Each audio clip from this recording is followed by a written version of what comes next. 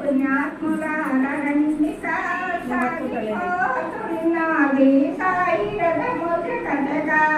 సూచి తీరాలి సాయి భిక్ష వేడుక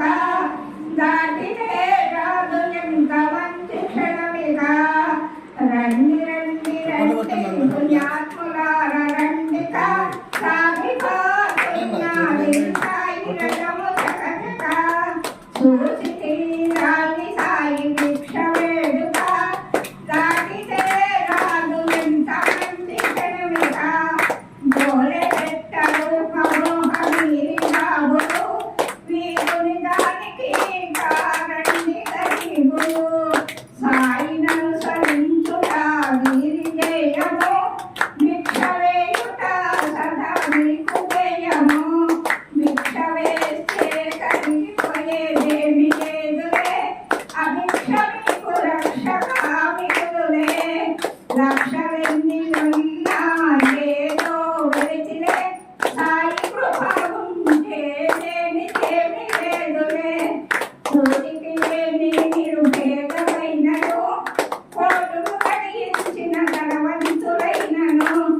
సాయి గుడి ముంగిట తలదించవలసినదే భవతి భిక్షాందేహి భవతి భిక్షాందేహి సాయి గుడి ముంగిట తలదించవలసినదే భవతి భిక్షాందేహి అనవలసినదే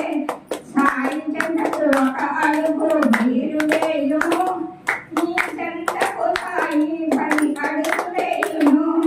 రెండు నాణ్యములు సాయి ఇచ్చి చూడుము